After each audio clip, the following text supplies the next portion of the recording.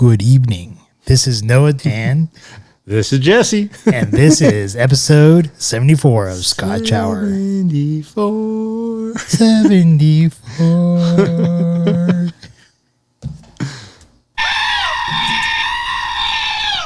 All right. Hopefully everyone had a great weekend. So this is once again Scotch Hour. And welcome back for another great episode here we have lined up for you.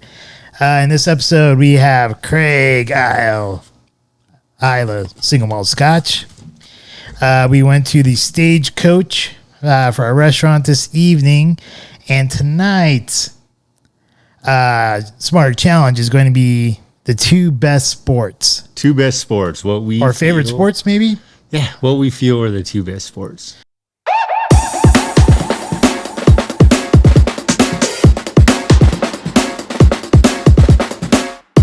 Scotch Reviewed. Creag Islay single malt Scotch whiskey. This is a whiskey that is not super well known, and there's a lot of reasons for that because it doesn't really have a history. It's basically a bunch of farmers, if you will, quote unquote, Scotch farmers who go from distillery to distillery and take batches of Scotch. Now here's the question: is that the good batches or the leftover batches? Who knows? But these batches of Scotch, then they age some of them, don't age others. Some of them even blended. But with this particular one from the islands, from Islay, they have made it a single malt Scotch that could be quite enjoyable. So would you say it's like a co-op? It's kind of like a co-op, yeah. I'm guessing it's an investment firm that buys up a bunch of Scotch and then does what they can and will with it. If anyone is unfamiliar with the screaming goats from Thor: Love and Thunder, you should get yourselves very familiar with them.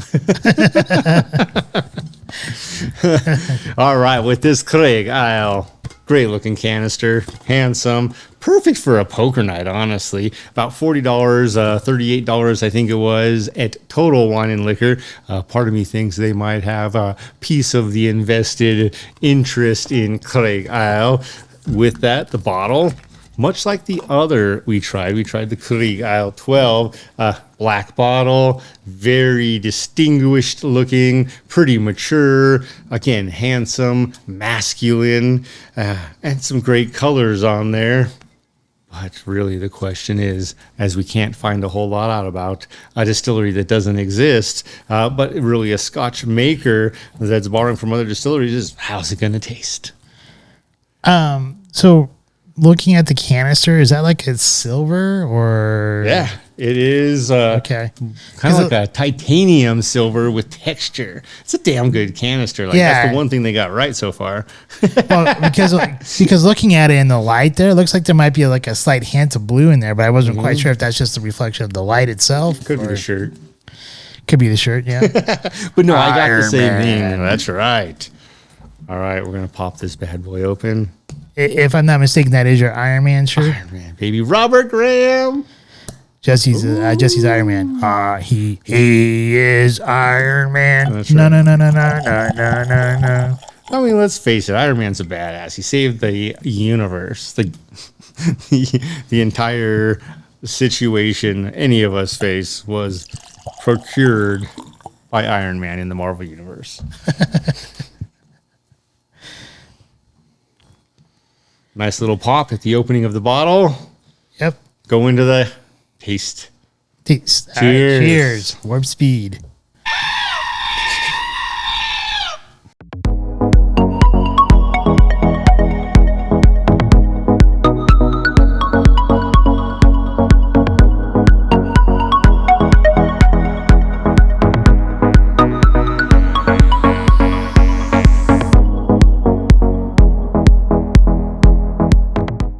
Okay, so the first thing I've noticed here about the Creag Islay single malt Scotch is that it is a little bit more towards the medium gold or medium brass, maybe medium to light maybe. Because when you hold up into the light, you can probably, it gets a little bit lighter, but if it's not directly in the light, it has that more medium color. Also, when you look in there, you can see like a little bit of like stuff floating around in there. So there might be a little bit of a little something going on. A little something. As far as the nose goes, the bouquet, always goes. Nose goes. I'm getting like hints of brine and earthiness. And when I talk about earthiness, I'm talking about like maybe like wet oak with a little bit of like mustiness. Something that you might pick up like with like a nice good like French wine or even a good Italian wine where you get that kind of like earthy tones to it. So I'm getting like hints of that. And then on my palate, I'm picking up like hints of honey and clove with candied fruit, orange, a little bit of vanilla, and some brine again. And then as far as the body goes, not the body, but the finish, it's kind of it's a light bodied finish. So it's that it doesn't like really hang out on your tongue or anything like that, or like on your palate. It doesn't really hang there, but it kind of wraps around the mouth, and it just gives you some like nice hints of that brine and wet oak, and maybe hints of like slight hints of peat, maybe. And that part does kind of linger there for a little bit, but it doesn't like like sometimes when you drink Scotch, you know like a medium body, you feel it like in your mouth, or you feel it or if it's a heavy body, you feel it. But like this one, it just doesn't really feel in your mouth, but it just kind of feels like it kind of wraps around it. It's like really light. I do like it. I think this is something, as you mentioned earlier. Yeah, I think you could take this to a poker night. I don't think you're gonna knock people's socks off with it, but it's a very easy and very quaffable Scotch, and I can see this one being like a nice one during the summertime on a nice summer evening, chilling outside. As long as you got some like bug spray and not gonna be eaten up by mosquitoes, I think this would be a great thing to have on a nice summer evening. Absolutely. So I do give it a thumbs up. And I guess the price point varies quite dramatically on this because I think you mentioned you got like around the $40 mark. Yeah. There's places selling it for $110. For this Scotch, for me, absolutely brilliant, medium gold color there. Delightful in the light in particular. 40% ABV, and I do feel a little bit of heat from it, but I think that's more of the flavor of the spice.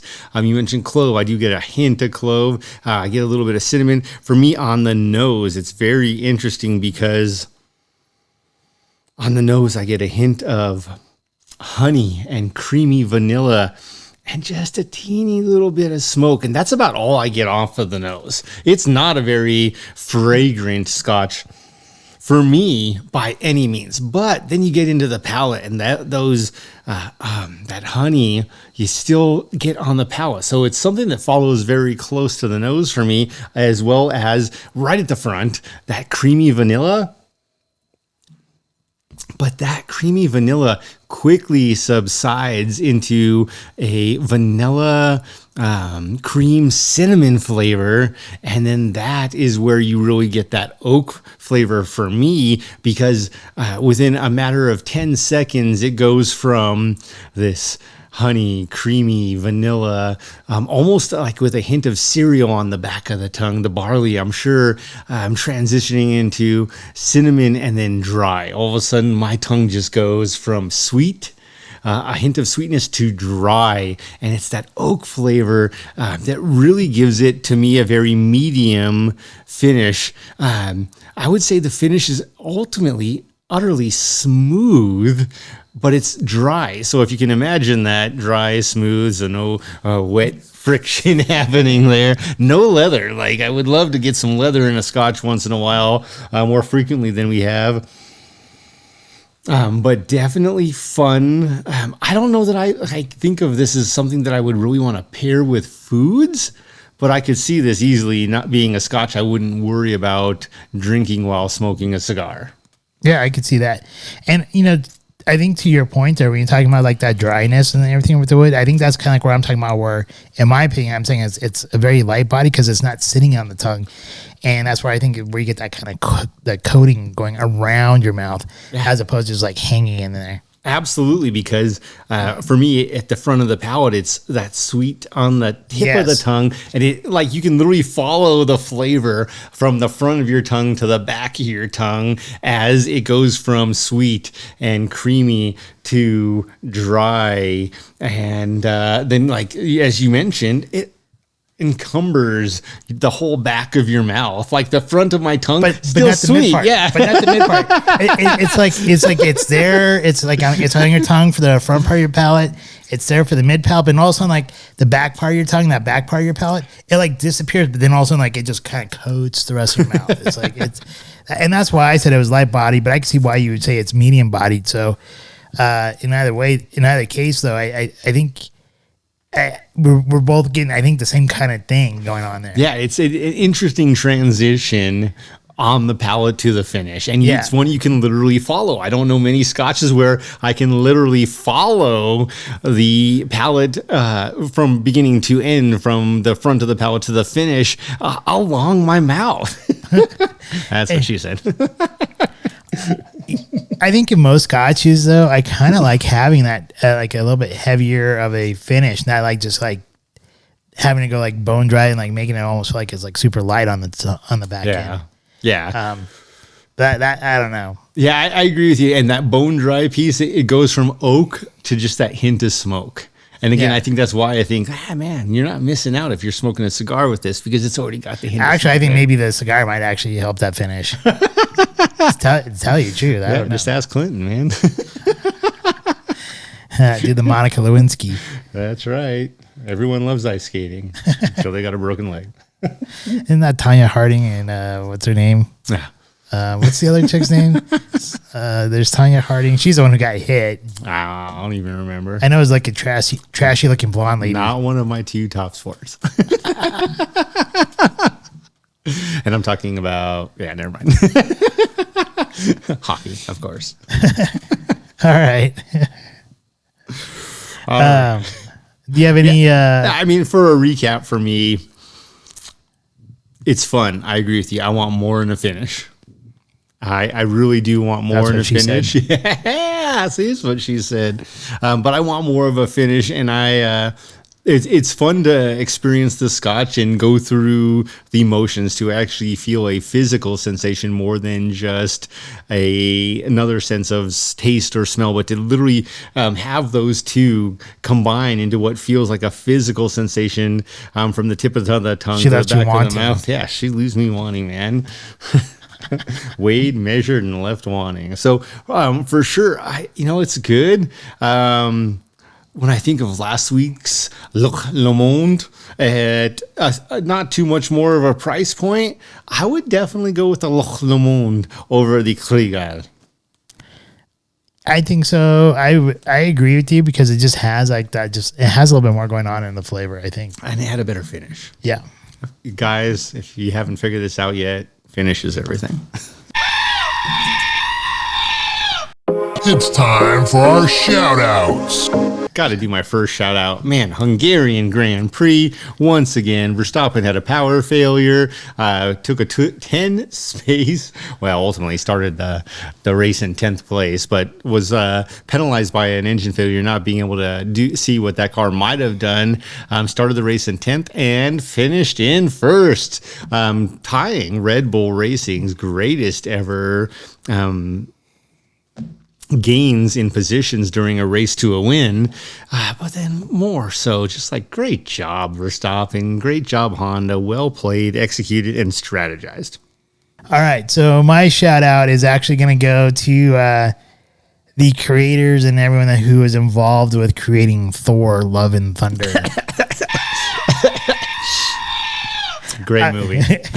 If you haven't seen the movie, I highly suggest seeing it. But if you saw Thor Ragnarok and you didn't like the humor in Thor Ragnarok, I'm not sure if you're gonna like the humor in this one. But I thought this movie was hilarious, especially these damn goats. I love the goats there.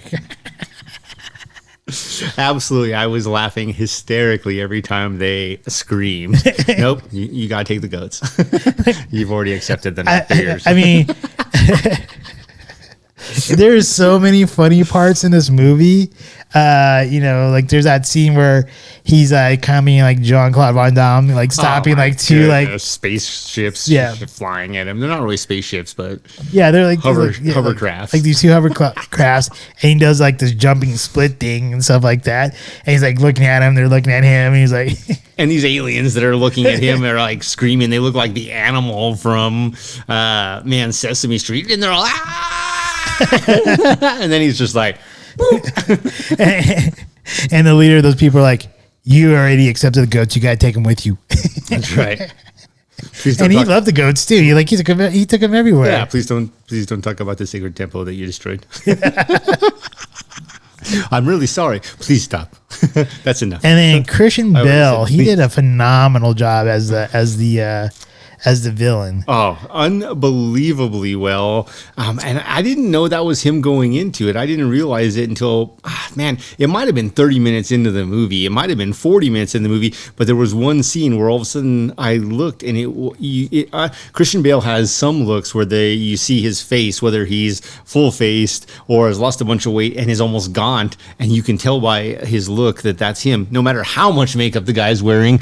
And it is... At that moment, I was just like, I remember looking over at my kids, being like, is that Christian Bale? Like, I think that's Christian Bale. And then looking it up on my phone in the theater, which you're never supposed to do with all the bright light in the dark theater. And I'm like, God damn, that's Christian Bale. Well, I thought you already knew about that because you told me about it like when we were watching the preview. No. Like on TV. Well, we were watching the preview, but I'd already seen the movie once with my kids. Oh, you pointing that to me on the TV, on the advertisement on the TV after you saw it with your kids? Oh, okay. I thought you pointed it out to me before. That's why I was trying not to ruin it for you. That's why I was like, do you know who the bad guy is? And you're like, yeah. And I'm like, dude. Okay. Christian Bale does an amazing job. And, I even though there's like a lot of really, really great humor in this movie, if you watch and pay attention to the character arc of Christian Bale, I think it's an incredible one. Because, he's like totally faithful to like the God that he worships. The God basically laughs in his face. So you can see the turmoil of him like losing his daughter and feeling betrayed by his God that he worships, and to come into a part where he hates all gods because of him. And then in the end, there's that whole like redemption value of there. Spoiler alerts. If you haven't seen it by now, well, whatever. It's your fault. And one more shout out to go with that, I guess, and it ties into it. If you have an AMC movie theater near you, definitely get that A-lister deal. It's $22. Basically, you see 2 movies in 1 month. It pays for itself, but then they give you 3 movies a week that you could go see. And so that makes it really easy to go see like that movie and some other movies that are coming out. Twice. Yeah, twice. And then not only that though, like you like build up points faster, and you get like $5 off your food and stuff. That's right, my pretzel bites. Got to get the pretzel bites. Got to get the pretzel bites. And as Brian would say, no one must own stock in AMC. Why is he trying to sell AMC? Well, because it's a great deal. It sells itself. You see 2 movies a month, it has more than paid for itself. Exactly. And and as we like talk about some of these movies, and that's why I've been kind of giving out some shout outs on the movies, is that we both have memberships to it, and that that almost becomes a business expense there. Right? It's a write-off. That's why we see movies. But really what the greatness is for me is it's an opportunity to go have an experience. And it's not for everyone. I'm not going to say the movie theater is for everyone, but for me, absolutely, I love a big screen TV and I love a bigger screen theater. I love being fully immersed with a screen that does take up a peripheral vision of more than just 10% or 20%. Oh, I agree. love the full 50% plus. And that's why I love going to movies, and the sound. Yeah, the sound. And then also get out of your house. Like, you get to go have some snacks maybe. You don't have to do that, but you get out of your house and you go have an experience. And for me, I love doing it with friends. I love doing it with my kids. I love it's just a cool experience to go with my kids. And, I don't know that you're supposed to bring food in the movie theaters, but we usually stop at the grocery store and get our own pints of ice cream and eat them while we're doing that, because usually we go to the movie theater instead of watching our movie at home. And that's one of the ways we celebrate. So enjoy some ice cream. Any get-it-togethers? My get together still remains with Biden and this presidency and everything they're doing. They're saying that they're saving the economy, and I still don't understand how. And we're about to get into sports, so we'll talk more about foresight. How they had no foresight about this was the damage they created. Great. So now gas is in many areas 50 cents to $1 less per gallon than it was a month ago. At what cost? That's just it. So everything else costs twice as much. My chicken is twice as much. My ground beef is twice as much. My refried beans are 70% more expensive. My chips have now doubled in price. Like, I didn't think that was coming so soon, especially since all the news is saying, oh, there's a relief in grain and grain prices are going down. Yeah, tell that to Doritos, Tostitos, Frito-Lay, and everyone else who's making my chips, because I'm not seeing it. So really just the damage has been done. And at some point, the one thing I think they did somewhat right was, as we talked about 6 months ago, got a bill in so we could get some companies making semiconductors and chips here in America. That should have been done the moment we realized, hey, there might be a shortage of these things. Well, why are we relying on foreign countries to bring them in? I think our previous president probably would have taken steps and had the initiative to do something much sooner. And then also, so, hey, remember 6 months ago when Russia invaded Ukraine? Did you ever think that this would have a further impact? And man, maybe we should start doing something now, half a year later, that babies are starving and the world isn't. So I don't know if you know this, but you know how we talked about last week with Pelosi and the amount of money her husband had made or invested into the microchips. Yeah, you're not technically inside trading if you don't work for the company. Let me get that straight. So the company was Nvidia, and do you know where Nvidia's one of Nvidia's largest manufacturing plants are? China. Nope. Where? Taiwan. No way. And where's Pelosi going? Taiwan. Or they've been talking about her going to Taiwan. More and more, they're saying, "Oh, if she goes there, it won't be a huge problem." Really? What if? And what is China? Taiwan was taken over or invaded By China? As I was about to say there. So good job, Pelosi. Hope he just lost every penny. Hopefully they shoot her down. No, come on. We don't want bad karma. Because that would be a long, painful death. We want everything else. Okay. That's probably bad of me to say hopefully they shoot her down. But if something were to happen to her, that might actually be beneficial for our country. Possibly. I don't know. Anyways, my get it together does have to do with the House. They passed a bill to ban assault weapons. And I think this does go in violation of the Second Amendment, as well as previously they did pass the red flag laws, which also violates the 14th Amendment and due process, which is 14th Amendment Section 1. They're just trying to appease a certain constituency that they've currently lost, as far as the fact that it's a Democrat majority making these decisions at this moment. And they've lost so many voters because of everything else going on. The people who voted for the current situation we're in. The problem is, if they would actually just enforce the laws that are already on the books, there wouldn't be the problems that are already there. Yeah. And there's actually really no need to create any new laws. But with that said, that is where my get it together.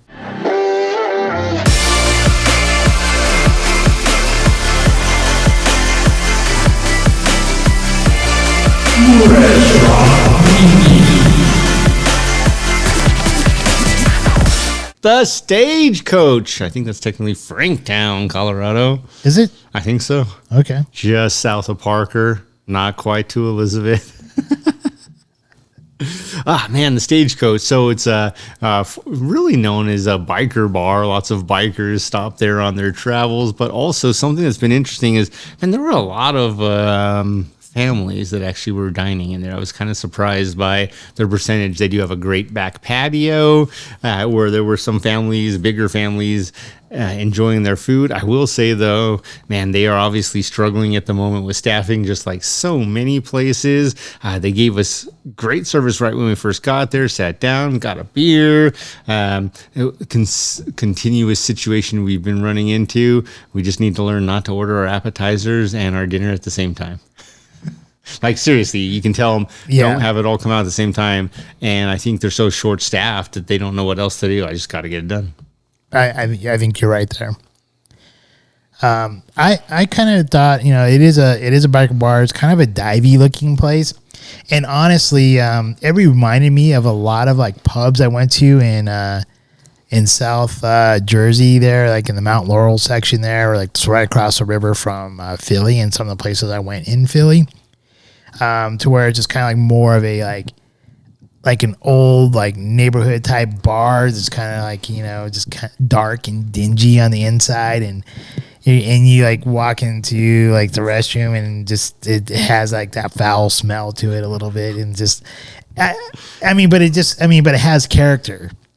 Like, I'm not trying to like knock the restroom or anything like that. It's just, but yeah, you get kind of like when you look at the place, you know what you're gonna get when you walk into there. Like it's like a dive bar, and dive bars are kind of a dying breed.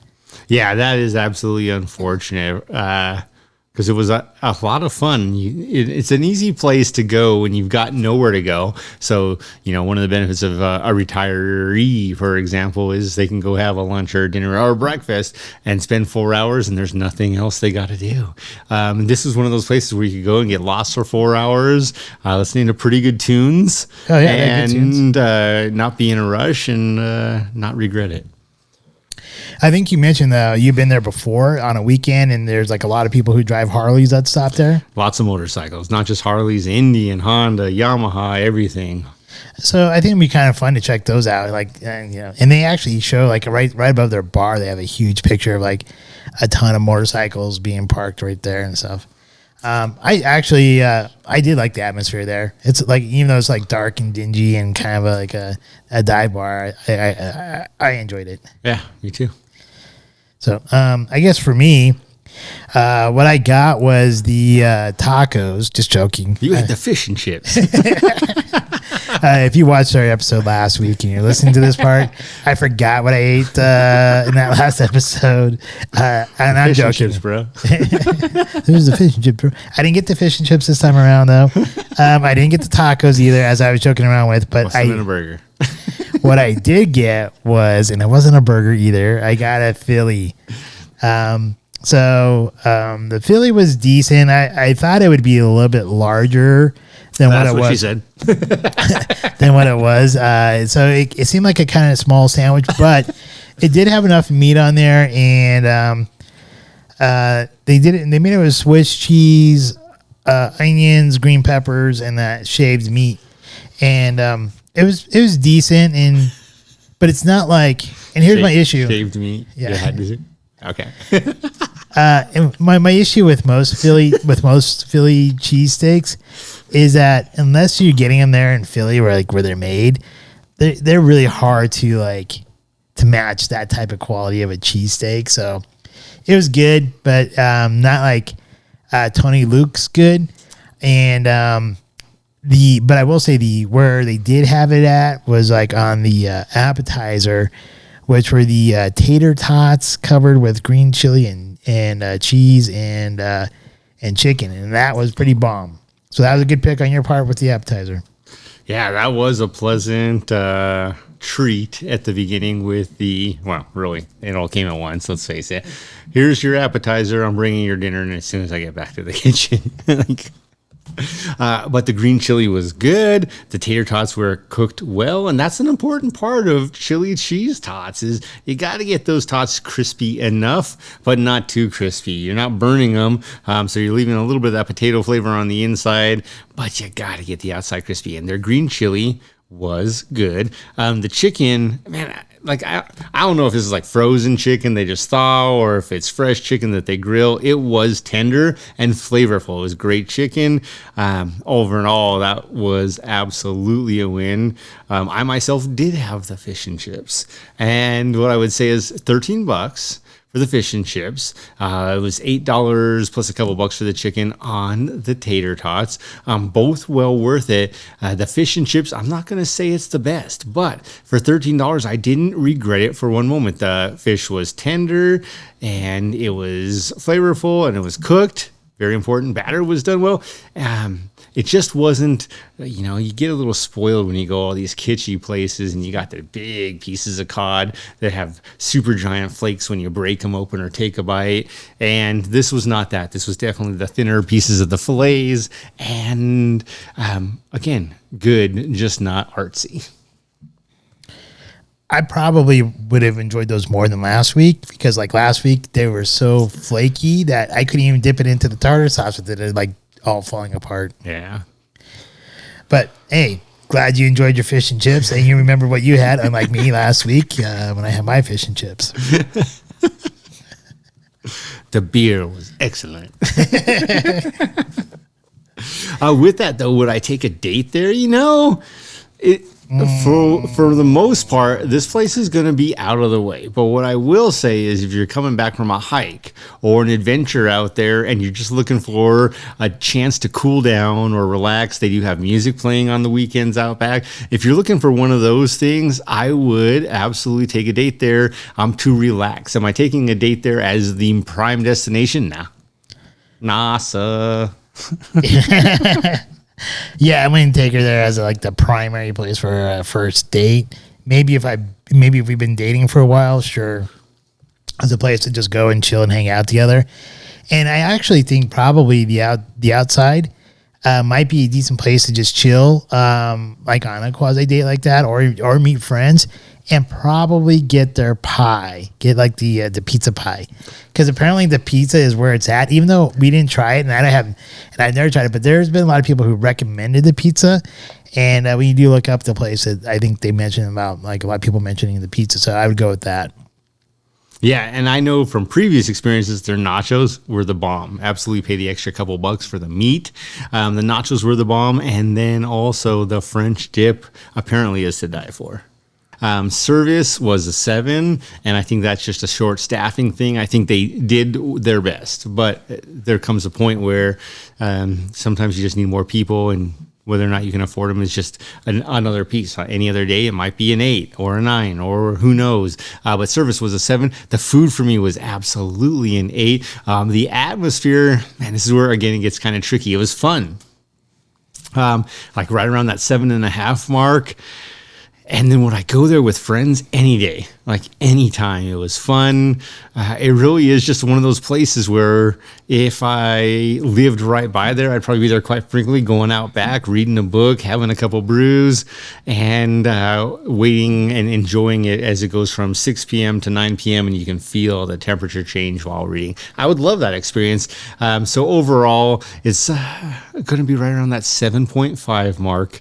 But yeah, I absolutely recommend going there and enjoying hanging out with a couple buddies. They do have billiard tables, music, and I wouldn't say they have the largest selection of beer, but they do have a full bar.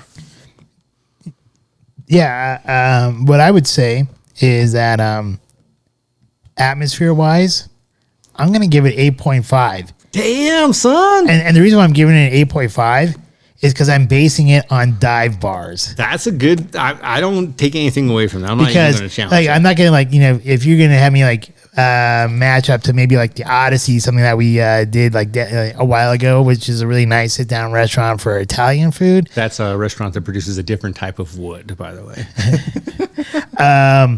They're definitely not one and the same. Then, I couldn't, do apples-to-apple type of rating on it. But this is as a dive bar, I'm going to give it an 8.5. The food, I agree with you. That's an 8. I think the food is an 8.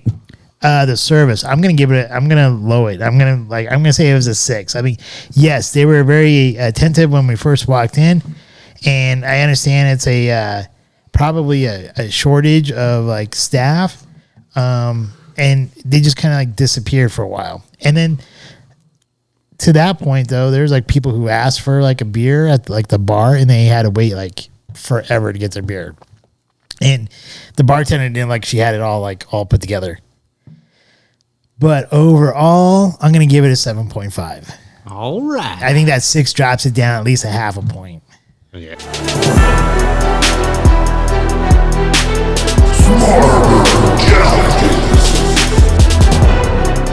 Ooh, sports. No goats. Oh.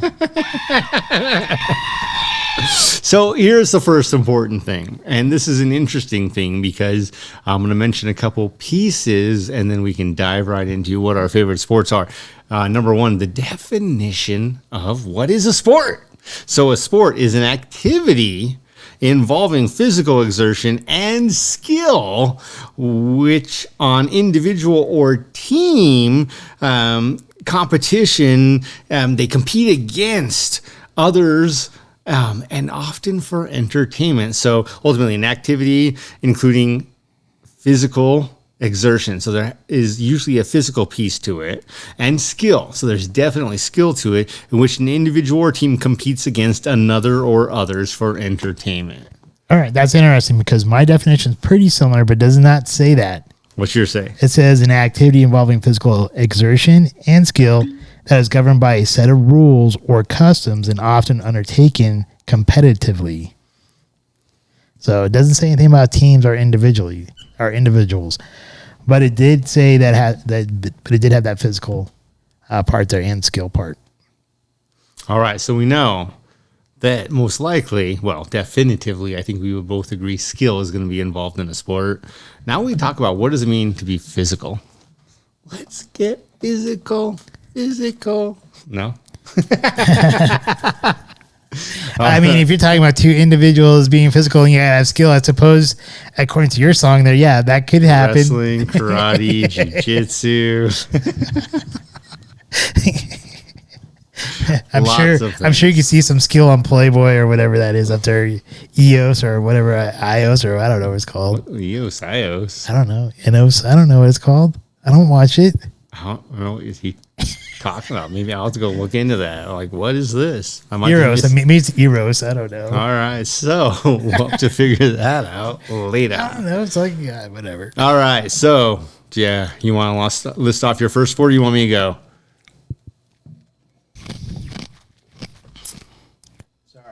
Sorry. I'll try to delete that out. If you hear munching, I happened to drink some water and got a nice cube in. But anyway, sorry. I apologize about that. Yeah, that's a mouthful. That's what she said. So my first sport here that I'm going to go with is hockey. Ooh-wee. It's a big stick. It is a big stick. I think the reason why I'm going with hockey, I think before I even mention why I went with hockey, though, if you know me, you probably know, especially depending on how long you've known me for, I'm actually an American football fan, and more so like when I was younger, I was like a huge Denver Broncos fan, and then as I got older, I became much more of a college football fan, and more so for the University of Colorado Buffaloes. And from that point, that actually became even more prevalent after I went to CU Boulder, which I think is very surprising that I did not pick college football or professional football as my number one sport here. I chose hockey. And the reason why I chose hockey here is because unlike football, you have action probably for 2 seconds, and then you have people standing around for a minute. And then it's a couple seconds of physical activity going on, and then they stand around for a while. And so with that, I spent a little bit of time in Europe, and when I was spending some time in Europe and hanging around with some friends from Europe when they were at CU Boulder, I really got more into watching as what most people in the world call football or soccer, as we call it here in the United States. And I started also getting more into hockey. And what I really enjoyed about hockey and rugby and soccer and things like that is that you have continuous motion going back and forth. And I think one of the best things about hockey is I did like the physicality of American football, and you have that with hockey. You got like with the checking and Checkmate. and the slashing and the cross checking and the boarding and then they actually sometimes they get into fights and stuff like that. So there's a lot of really cool things about that. And then if you like go to the games and stuff like that, you sit high enough up, you can actually see like the formations of the defense and the offense and how they're like structuring the plays and stuff and how they're funneling down to like score. And I really love the strategy and the skill that comes along with ice hockey, because you have to be very skillful to like do some of the things that they do on those skates. I mean, you're talking like a very thin piece of like metal that they're like going like miles per hour. Like they're going super fast sometimes, and they're sliding down, stopping like 100-mile-an-hour rubber pucks and stuff like that. And some of the things that they can do with that puck when they're deking the goalie, I just think I think it has that competition, has that skill factor, has that physicality to it. And overall, I just think it's a lot of fun, just being there at the games and stuff like that. I wish growing up, I would have learned how to play hockey growing up instead of like learning to play American football. I think it would have been a lot more fun. But you do what you do when you grow up, right? You can't really go back in time and change that. But if I could, that would be like one sport I would go back in time to go learn how to play instead. All right. Also, very expensive sport as a player, especially in your youth when you're not getting paid to do it. Like parents be broke after that's done. That's interesting. So for me, man, my first one, and I'm going to premise this with, I was very much so considering chess, and I still do consider chess a sport. However, based on our own definitions, the one thing that I think is wrong about choosing that as one of my two favorite sports is just the physical piece. Now, obviously, chess is a mind game. You got to be pretty intelligent in at least one way to be good at chess. And I think you see the chess masterminds, the moves, the people who are great at chess, ultimately, you can see them also as head coaches in football, for example, or maybe it's the quarterback in football. You see it in hockey or most other sports. Just one example, and I'm not going to, I enjoy watching it. I enjoy Tom Brady winning championships, but it's not one of my favorite sports. But American football, you can absolutely see there is a person making the moves, but he is absolutely making moves with specific players. That could be a bishop, that could be a knight, that could be the queen, who knows, the rook. There are moves being made and power plays. You see that again, like in football. You see that to an extent. I think it's a little bit different in soccer. I think soccer is very interesting because the dynamics typically aren't as extreme. I think most teams have a queen and then it's a bunch of rooks. You don't have a whole lot of knights or bishops making different moves. It's a queen, a Ronaldo or another great superstar, and then a bunch of mediocre people and a great goalie. Got to have a great goalie. But for me, the other example of the chess mastermind goes to my favorite sport, Formula One racing. And why Formula One? And yeah, for me, sports have to be intellectually inclined. And you see this through strategy and a number of different things in Formula One. But you also got the physical piece. You got the 24 of the greatest drivers, actually the 24 greatest drivers on the planet, making tens of millions of dollars in some cases as contracts to go race each year. And we're talking about like 20 weekends worth of work. We're not talking about basketball where they're on the road for half to 3/4 of the year. We're talking about 22 weekends of the year, a couple weekends of testing, a little bit of autograph work here. And other than that, stay fit, stay in shape, stay keen. You're good. But where the real magic lies, it's in the masterminds, the main guys behind the scenes. It's the guys calling the shots, the head engineers. It's the managers. It's the people saying, okay, here's what we're going to do. We know this about this car. Here's what I think about your opponent.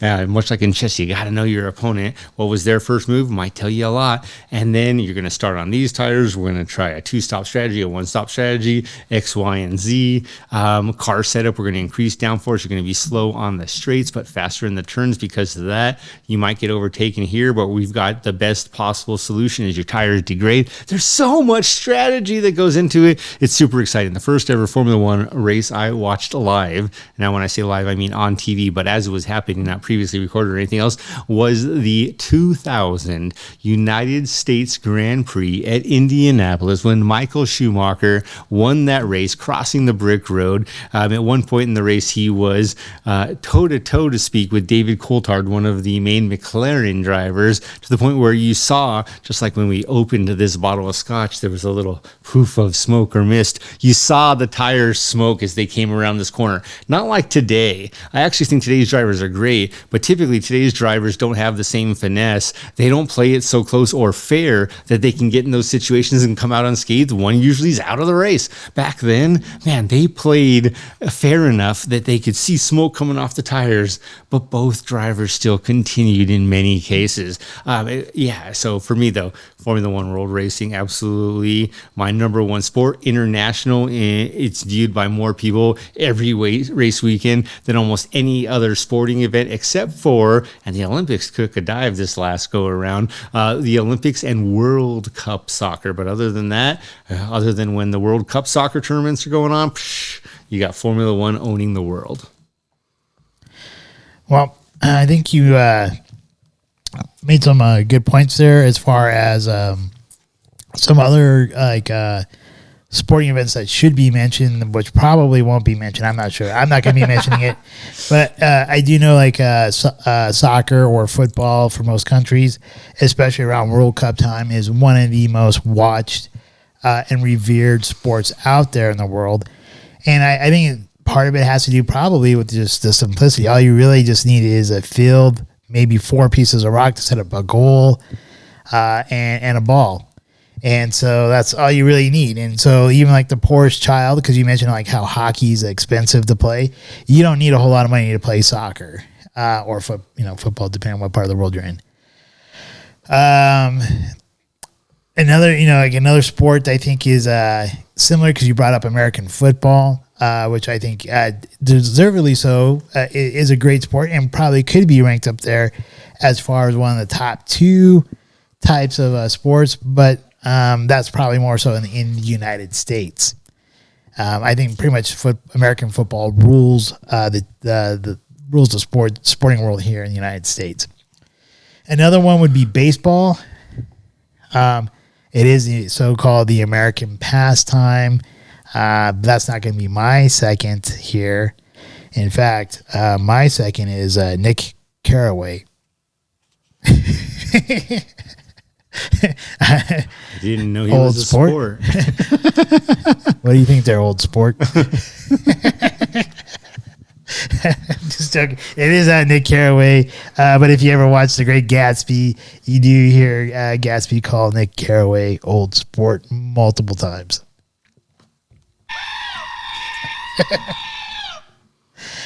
Another one that probably needs to be mentioned, I don't know if we're going to talk about it. I'm not sure if you picked it or not, but maybe rugby, or even basketball. Basketball is another good one that goes back and forth, but I'm going to pick as my second. Here's my second right here, because I think it's a very mentally challenged game. You do have to have flexibility with it, and because that strategy and that the physical attitude to aptitude that you need for it, I'm going to go with golf. Ooh. With golf, I do, it is you against the course. It is also you against the other players. And yeah, I mean, you have to practice hours and hours on end. You have to be very skilled with your shots. Be able to control your ball, be able to make a draw, to do a draw with your shot, or to do a fade with it.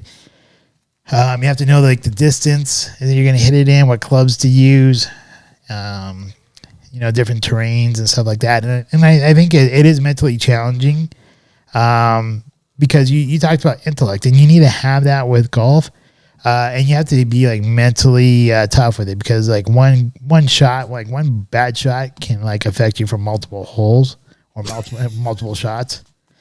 If you're not on top of your game. So I don't enjoy watching golf on TV, but I think golf is a fun sport to play. That would be the one I would go with. If I'm going to give like a honorable mention, I would mention the yacht races. Ooh. That you would see between I think they have them like off the coast of like California. I know they have them down they have them in Australia. That's another one I would probably I think it's fun to watch that. A lot of skill and a lot of teamwork goes into those, and then being able to use the sails to manipulate the wind. I think that's another good sport. A lot of patience involved. Yes. All right. Same with racing, honestly. There are times when you're racing and you literally have to be patient enough for the car in front of you or behind you to get to a point where you can excel and they don't, or otherwise it is definitely a fight. And because of that, we've talked a lot about the mental game, starting with chess, and I think game is a good word for it. Because it's anything but a game. It's absolutely a competition when you take it to that next level. And Formula One is right there as a team sport. And I don't know that most people understand how much of a team effort goes into Formula One, but you talk to the engineers and you're going to start to understand it's not just the driver, it's the driver's feedback to the engineers and the managers to continue to evolve a car all season long. We're talking about hundreds of millions of dollars, sometimes billions of dollars every season spent trying to win a championship. Yeah, there's some money to come back to you based on winnings and points, but at the end of the day, it can't ever be about that. Ferrari won the Formula One World Championship in 1979 with Jody Scheckter driving, and they kept going for 21 years without winning a whole lot, and definitely no championships until Michael Schumacher did it again in 2000. And that man, that year was great. Pulled her right down to the last race of the year, Suzuka Grand Prix. Heart racing for sure.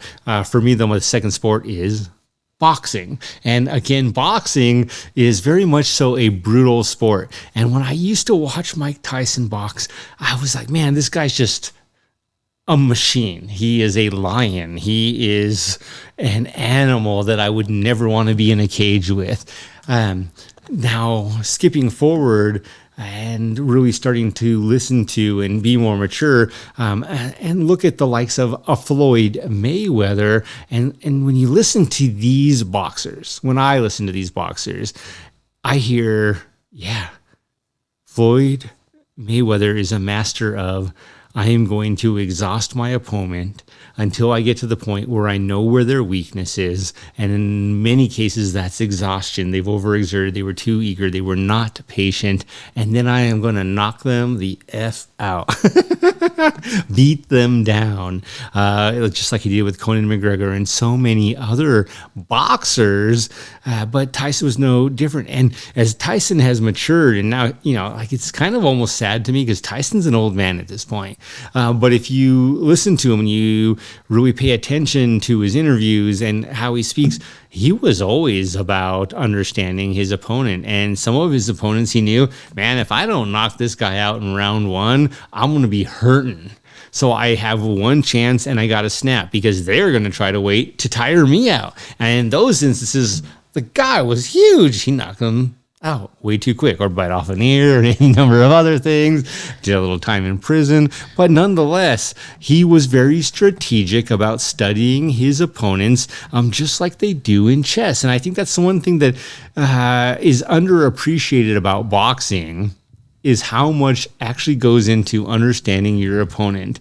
The one guy I'm not quite sure is Fury, man. This guy is almost just a magic gypsy, like Brad Pitt, and it's just amazing what he does. But at the same time, you can tell he's studying his opponents, but he's also... Is he an MMA fighter? No, Fury's the boxer that keeps knocking everyone out. I haven't paid that much attention. Yeah, dude, to boxing. Fury is the gypsy boxer that goes around knocking people out. He's huge. But with this, part of his piece is he knows himself. He's the guy who is not ripped. He's not lean. He goes in looking like dad bod Thor and knocks the opponent out, who looks like Mike Tyson and other boxers from 15 years ago. You know who I'm talking about. You know exactly what I'm talking about. Now I know who you're talking about. And he goes in and he's like, yeah, I work out, but I live a life where when I go in the ring, I'm not just in there for 3 rounds, I'm in there for life. And that's not a quote of his by any means, but that's absolutely what I get from this guy. Is he's going in there and he's like, here's how I'm going to win. You've been preparing for 3 rounds with me for the last year. I've been preparing for this my whole life by not preparing for 3 rounds. And that's part of his mind game for himself, not even against the opponent, about just knowing himself. And it's like, I will not stop until I'm dead. And I think that's what I get from him. Actually, it's one of the things I think about myself when I'm at work many times, where I'm like, yeah, it's just going to be a long day because I won't go home until I'm 100% on this metric. And people ask me all the time, and I think Fury is the same way, is like, why? It's because I can't rest until I know I'm 100% of where I need to be, and no one can call me out. And actually, that's like tragic, by the way, when you're working on a team and you're so worried about being called out by one little potential slip or not being perfect on one metric. But at the end of the day, it's also just me of, yeah, man, I will get there. You will not call me out. I may have dad bob today, but guess what? I'm going to win that fight. That's right. So for me, boxing, Formula One, racing, and boxing, both very much so perceived to be single-person sports. But, even boxing, you got a coach in your corner. Do you have an honorable mention? Oh.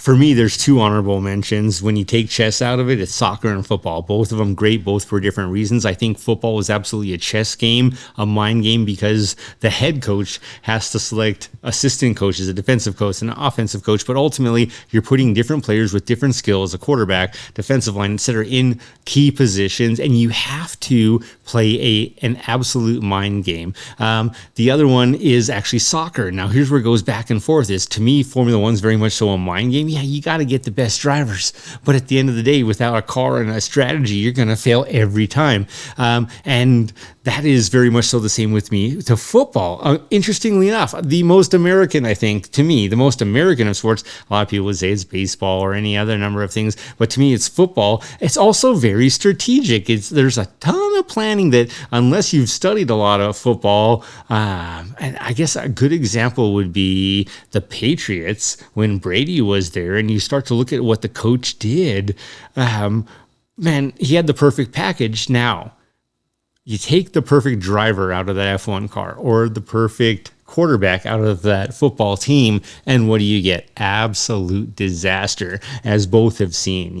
The Patriots did not do well after making the wrong chess move. The other one, though, being much like boxing, soccer is an endurance sport. You are running some of these players nonstop, nearly nonstop, for an hour and a half at some points, and that is an absolutely physical sport, which again comes down to mind over matter.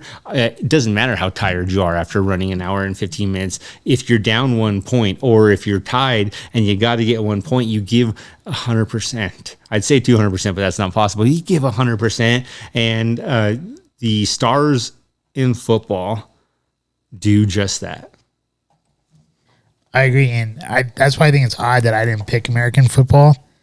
because like if I'm going to choose like my favorite, like one of my favorite sports to watch is definitely college football. I love watching college football.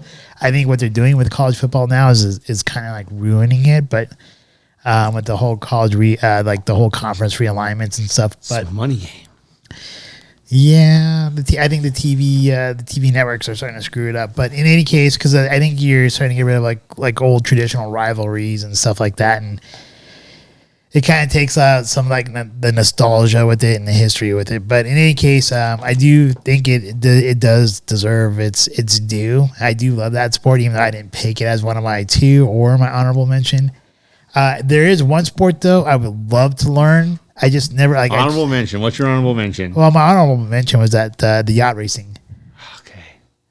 I think it's really. I think I don't know if you ever watched. Have you watched it? Oh yeah, man. It's super intriguing. Breitling and other watchmakers, Rolex are huge into sponsoring these shit. It is. So that's the one you would love to. That's not the one I want to learn more about. Right. That's the one. That's just my honorable mention. Or that's your honorable mention. So what do you want to learn more?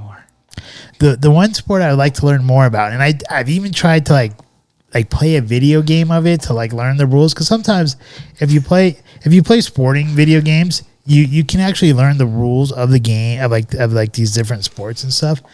And the one I still have not been able to like understand whatsoever is cricket.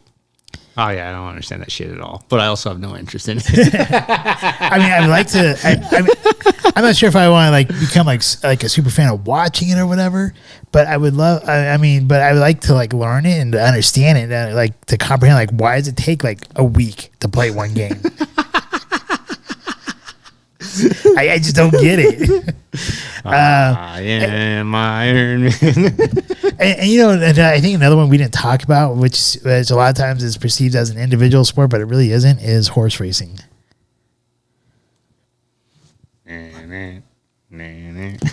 But I think people probably say that more as far as gambling, but it's actually really a sport.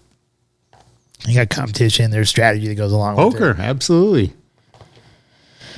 All right. Is there one that you want to learn more about? Yeah, man, I would love to continue learning more about chess and poker. You already know chess. Poker. Don't you play poker? Not well. One of the things, I have a terrible poker face because I'm such a fair player. I actually believe in, you and I probably are similar in some ways. We have such a strong code that I don't play poker well because I believe in playing fair. And because of that, there's almost a mind trick against myself about not trying to fool people. Well, I've actually spent some time there in Vegas when I lived there in the poker table area. So how'd you do? I go there, pay like $20 a night, and I play on the 1-2 table. So like little blinds $1 to a big blind $2, and I could usually say put $20 down and stay there for about 3 to 4, somewhere between 2 to 4 hours.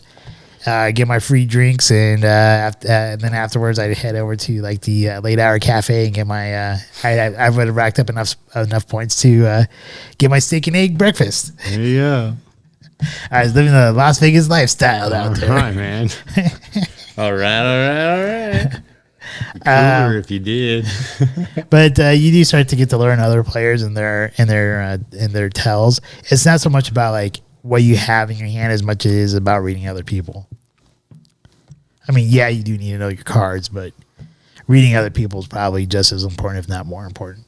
Which, if you want to like watch a really good movie about that, Rounders is great. I haven't seen Rounders. I should watch that. You ever seen Rounders? Never seen it, man. Oh, you got to see that movie. That's the one with what's the main character? It's the guy from The Martian and Jason Bourne. Matt Damon. Okay. Yeah. Anything else you want to say about sports? No, they're fun and can be great, but really at the end of the day, I think what you really learn from sports is there are two pieces. You do have to have one person with talent and drive, and then you have to have, whether it's that same person or other people, who have the mind game and are strategizing nonstop. I think I think there's a lot of great life lessons that a person can learn in sports, and I think it's something great that all children should partake in, because I think it will help instill that winning mentality, that perseverance, goal setting, learning how to handle defeat, All great things that you need to be successful in life. Hence, to be a good sport, to be able to lose and not lose your temper. That's hard sometimes. Yeah, especially in boxing. All right. What are we drinking next week? All right, next week, Noah has selected for us the Yeah, I don't know how to say it either. Auchenchon single malt Scotch whiskey, American oak, smooth and vibrant. You nailed it. Auchenchon.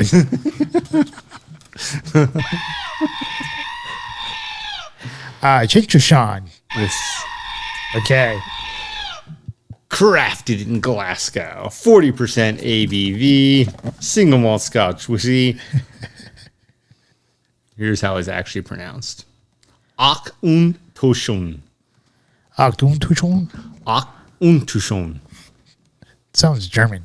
It sounds extremely German. Auchenchon. Achtung. Auchenchon. Auchenchon. Okay. Auchenchon. And next week's Smarter Challenge is actually going to be a movie review of The Bullet Train with Brad Pitt. Yeah, it's amazing to me the number of people who aren't as excited as we are to go see this movie. I think it looks like a fun movie. I do too. I mean, I don't know if it is it going to be like an Oscar-winning movie? Hell no. But is it going to be like a fun, entertaining movie? I think so. No, wait a minute.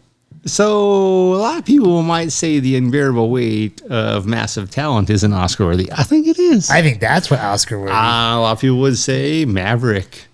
Top Gun Maverick wasn't Oscar worthy. I think that's Oscar worthy too. You never know about this one. I think that might actually be probably that would be Oscar worthy. Both of them for different reasons. Man,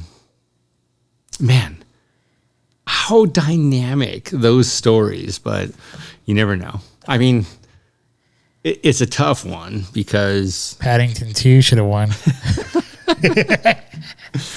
Well, it's just a tough one because Nick Cage has already won an Oscar. A lot of people make so many jokes about this guy. Guy's already won an Oscar. He won an Oscar a long time ago.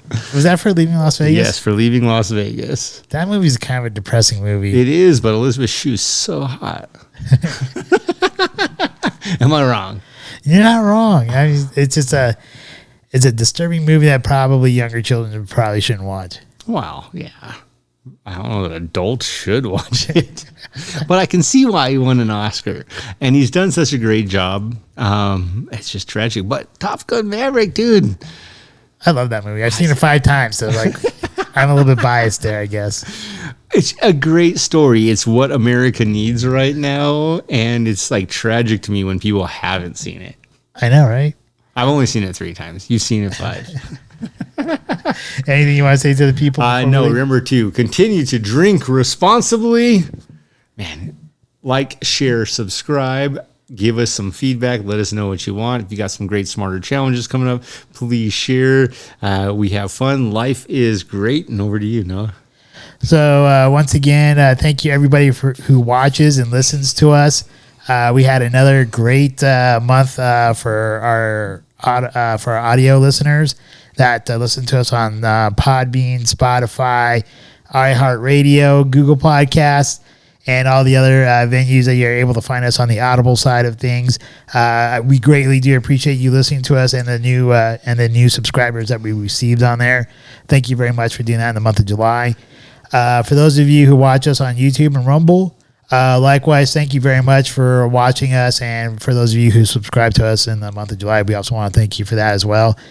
If you do want to become a patron member, if you look down in the description down below, just right underneath where you watch the videos, you'll see Podbean Patron right there. There's a link there. You can become a member for as low as $1. Anything you give to us does go back to our podcast. And if you live in a Denver metropolitan area, sometimes we'll do events like renting out a movie theater to where we'll invite our listeners or those who come on our show